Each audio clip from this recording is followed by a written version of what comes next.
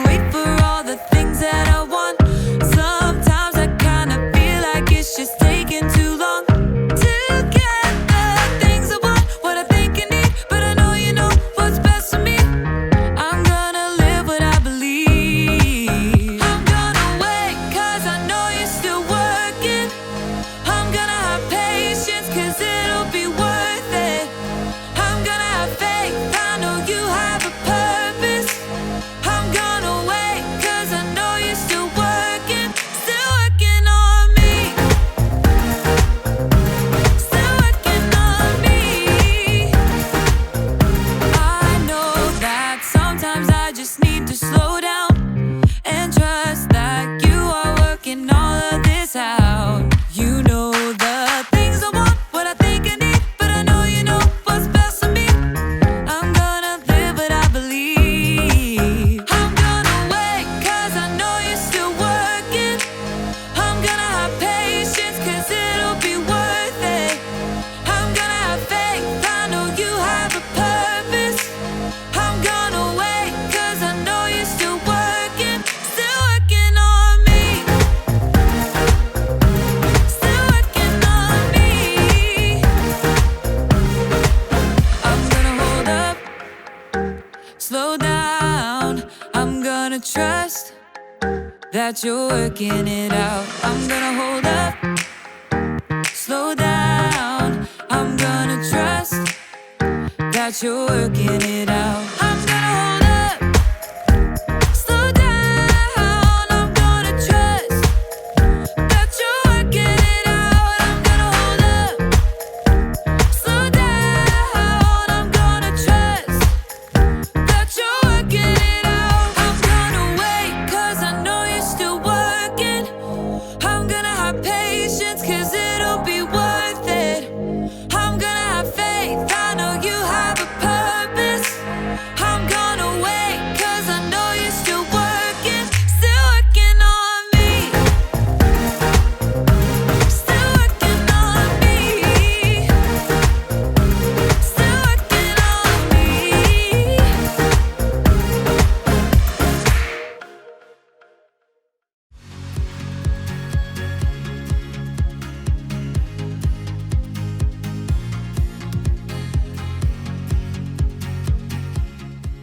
The first step will be to mix together precisely 1 cup of sugar with 1/2 cup of softened butter. Got it.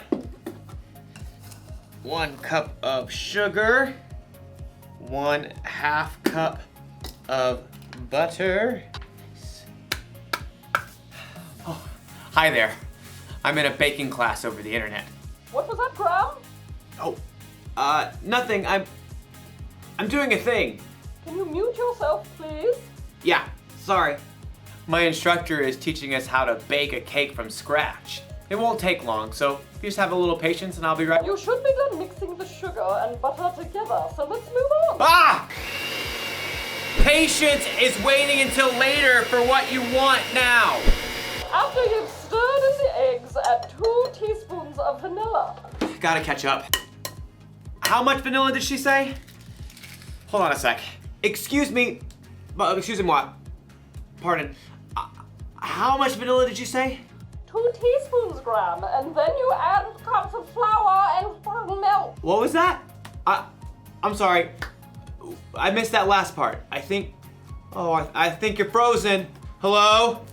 You're frozen. Maybe I'm frozen.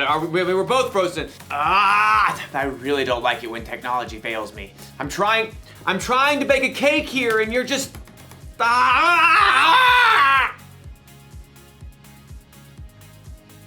And I have to wait until it unfreezes before I can make my cake.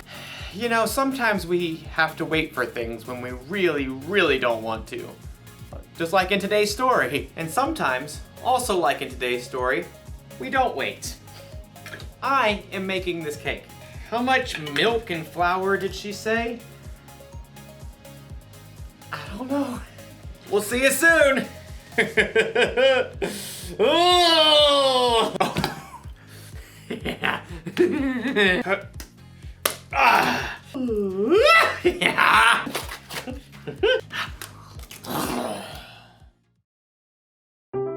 The Bible. It's 66 books of history, stories, letters, and poetry that fit together to form God's one big story. The epic adventure of how He created us and loves us so much that He made a way to rescue us. As we travel through the Bible, from Genesis to Revelation, we discover people who met God and found their lives changed forever. Now, for an amazing story inspired by the book of Genesis, chapter 25, verses 24 through 34. When Abraham's son Isaac grew up, he married a girl named Rebekah. But it didn't seem as though they'd be able to have children. Please, God, give us children. But God answered Isaac's prayers, and Rebekah became pregnant with twins. Isaac, I'm pretty sure they're having a wrestling match in here. Oh, definitely boys. Rebekah asked God about the struggle she could feel.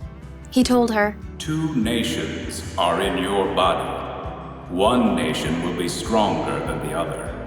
The older son will serve the younger one. When it was time for the babies to be born, they came out fighting. Esau was born first. He came out with a strong set of lungs and a head full of red hair. His brother Jacob was born moments later, still holding on to Esau's heel. How on earth did he manage that? The brothers shared the same birthday, but as they grew, that was about the only thing they had in common. Esau loved to roam far out into the wilderness. I would walk 500 miles and I would walk 500 more. Jacob preferred the comforts of home. The sun is so hot. I'll just take a little nap in the tent. Esau loved to hunt wild animals. That is one excellent wildebeest. Jacob preferred a different type of hunting. Not you, not you. Ha! The perfect ripe honeydew melon. One fine morning, Esau headed out into the wilds in search of adventure and some nice, juicy venison. I'll feast tonight. But Esau went all morning without spotting a single rabbit. Ugh, should have packed a lunch. In the afternoon, he tracked a deer for hours, but he missed his chance as the deer sprang away. Ah! At last, Esau headed for home, defeated. He was tired and irritated and so hungry he could eat an entire woolly mammoth. Must eat food. As Esau neared camp, a delicious smell wafted out to greet him. Food! Jacob had been home all day, resting and plucking his favorite herbs from his garden. A little coriander, some dill. As evening approached, Jacob used his savory herbs to whip up a tasty red lentil stew and a batch of fresh, buttery bread. This will crisp up nicely on the hot stones. By the time Esau had arrived in camp, Jacob's stew was simmered to perfection, and the bread was hot and crusty. Food!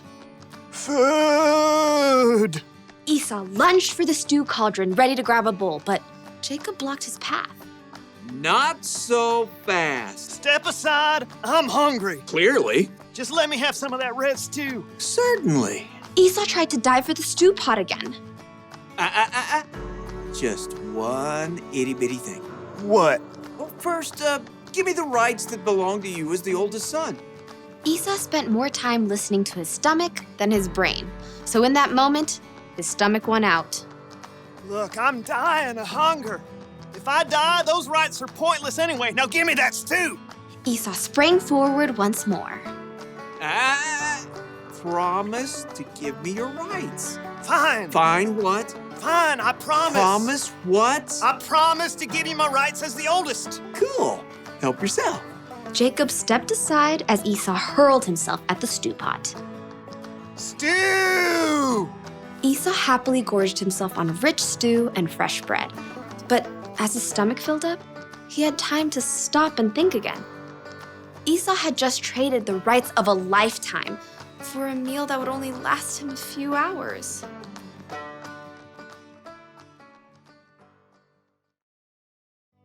Let me give you a little advice. Don't bake angry. Instead of making a cake, you end up making a mess. That's what happens when you lose patience.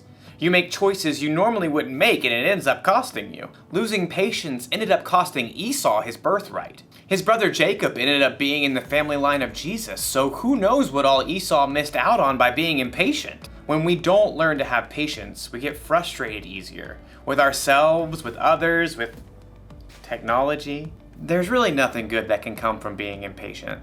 So think about that when you're waiting for your turn on a video game, or when you're waiting to say something while someone else is talking, or when you're waiting for the internet to hurry up and start working again. Having patience is better than losing it. Slow down. Or you could hurt yourself or someone else. Or you could end up covered in cake batter. Here's the one thing to remember today. If you don't wait, it could cost you. If you need help waiting, ask someone you trust to come alongside you and see. Are you there? Oh. You're not frozen anymore. I lost you there for a minute. Technical difficulties. I see. How's your cake? I think I'm gonna need another lesson. Very well. Same time next week? Sure, I can wait. I may have the place cleaned up by then. Pardon? Nothing, it's a thing. I'll see you next time. So, how much flour was I supposed to use? 2 cups. How much did you use? All of it? No, that was wrong. Okay.